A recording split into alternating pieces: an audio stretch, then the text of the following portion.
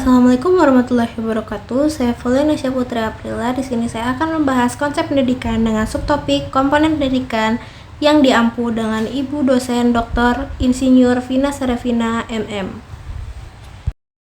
Yang pertama yaitu dari ringkasan materi. Pendidikan merupakan aspek penting dalam perkembangan individu dan perkembangan masyarakat secara keseluruhan.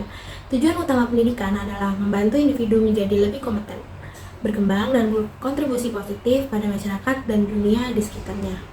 Pendidikan juga berperan dalam membentuk karakter dan nilai-nilai individu, membantu mereka memahami diri mereka sendiri dan peran mereka dalam masyarakat. Pertama yaitu learning outcome. Dari learning outcome ini ada 3. Yang pertama, mengetahui makna pendidikan, kedua, mengetahui unsur pendidikan dalam rangka mencapai tujuan yang diinginkan, dan yang ketiga, mengetahui komponen pendidikan. Selanjutnya yaitu materi komponen pendidikan. Komponen pendidikan berarti bagian-bagian dari sistem proses pendidikan yang menentukan berhasil atau tidaknya, atau ada atau tidaknya proses pendidikan. Selanjutnya, komponen-komponen pendidikan terdiri dari yang pertama, tujuan pendidikan, merupakan fungsi mengarahkan kegiatan. Hal ini merupakan informasi apa yang akan dicapai oleh sistem pendidikan dan urutan pelaksanaannya. Yang kedua yaitu peserta didik, merupakan individu yang dijadikan sasaran kegiatan pendidikan supaya tujuan yang diharapkan bisa tercapai dengan baik. Yang ketiga, pendidik adalah orang yang bertanggung jawab dalam proses pendidikan supaya mengarah pada tujuan pendidikan. Yang keempat, ada interaksi edukatif, yaitu interaksi pendidik dengan anak didik bertujuan untuk mencapai tujuan pendidikan yang diinginkan. Yang kelima, ada isi pendidikan, merupakan bahan-bahan atau materi pendidikan yang diberikan kepada peserta didik. Dengan begitu, tujuan yang diharapkan bisa tercapai. Yang keenam, yaitu lingkungan pendidikan. Lingkungan pendidikan menjadi lingkungan yang bersifat pribadi atau pergaulan dan lingkungan yang bersifat kebendaan, segala sesuatu yang ada di sekeliling anak. Selanjutnya itu yang ketujuh. Yang ketujuh ada kurikulum. Nah, kurikulum ini adalah sebuah rencana dan pengaturan mengenai tujuan, isi, dan materi pembelajaran yang disusun sebagai pedoman dalam kegiatan pembelajaran. Kurikulum ini dapat bersifat nasional atau lokal, serta disesuaikan dengan kebutuhan dan perkembangan zaman. Yang kedelapan yaitu metode pembelajaran.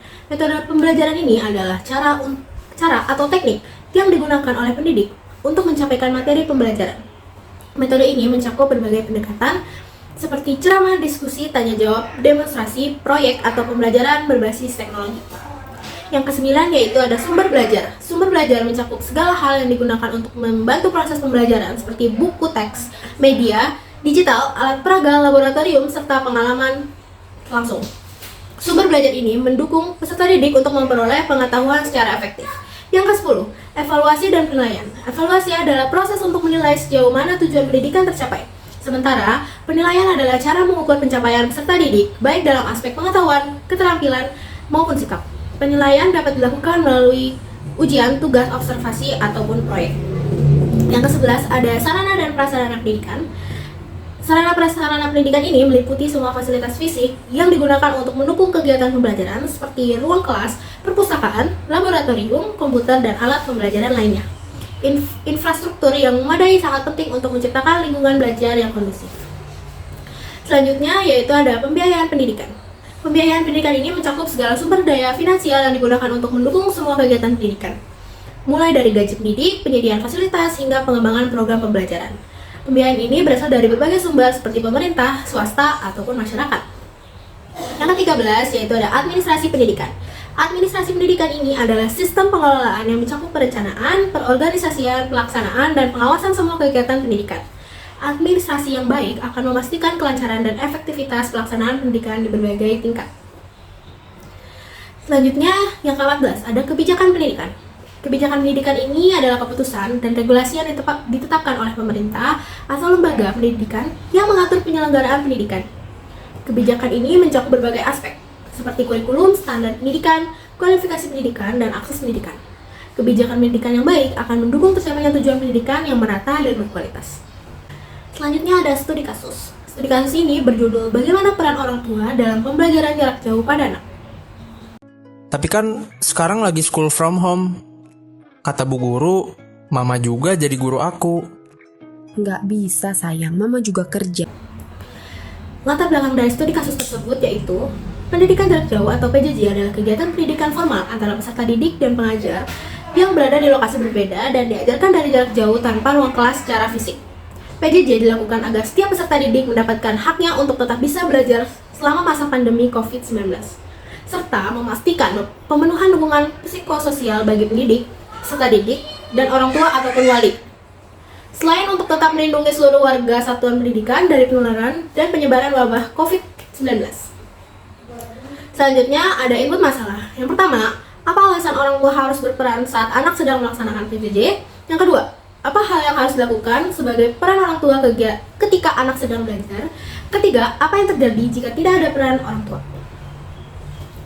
Selanjutnya ada proses penyelesaian masalah. Yang pertama, alasan adanya peran orang tua dalam PJJ karena orang tua adalah guru kedua saat anak belajar di rumah. Semua yang diperlukan saat PJJ harus dipersiapkan oleh orang tua, serta saat pembelajaran harus selalu didampingi dan membantu anak memahami materi yang diberikan oleh guru secara online. Yang kedua, ada hal yang dilakukan sebagai peran orang tua dalam PJJ. Orang tua dapat menciptakan lingkungan belajar yang positif di rumah dengan menyediakan tempat yang tenang dan nyaman untuk anak-anak belajar, mendukung kebiasaan membaca, memberikan akses ke bahan-bahan pembelajaran yang relevan, dan mendorong waktu yang teratur untuk tugas sekolah. Yang ketiga, tidak adanya peran orang tua, anak akan tertinggal materi akibat tidak pahamnya pada pembelajaran. Anak-anak akan malas mengerjakan tugas ataupun mengikuti pembelajaran online seperti saat Zoom atau Google Meet. Selanjutnya ada output masalah.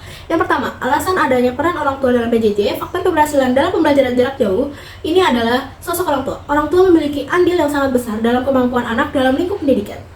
Peran orang tua dalam menentukan prestasi belajar siswa sangatlah besar. Yang kedua, yaitu hal yang dilakukan sebagai peran orang tua dalam PJJ, membuat lingkungan yang bersih sangatlah penting terhadap kelangsungan belajar di rumah agar tetap nyaman dan tetap fokus saat belajar.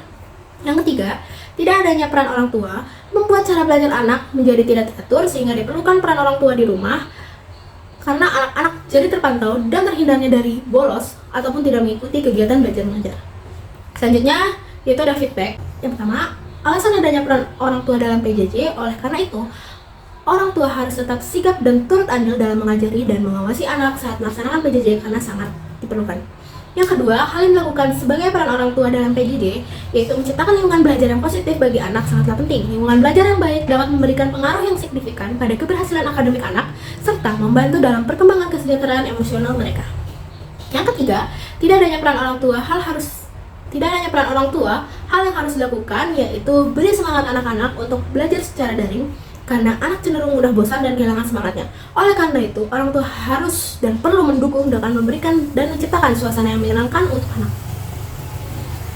Kesimpulan dari materi tersebut yaitu, komponen pendidikan adalah bahwa pendidikan yang efektif melibatkan berbagai unsur yang saling berkaitan seperti peserta didik, pendidik, tujuan pendidik, materi pembelajaran, metode pembelajaran, sarana dan prasarana, serta evaluasi. Selain itu, aspek lain seperti kebijakan pendidikan, filosofi, teknologi, partisipasi orang tua, dan pengembangan profesional pendidik juga memainkan peran penting dalam menciptakan sistem pendidikan yang berkualitas. Semua komponen ini bekerja sama untuk mencapai tujuan pendidikan, yaitu menghasilkan individu yang memiliki pengetahuan, keterampilan, dan karakter yang baik untuk mengalami tantangan hidup.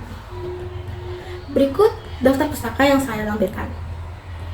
Terima kasih.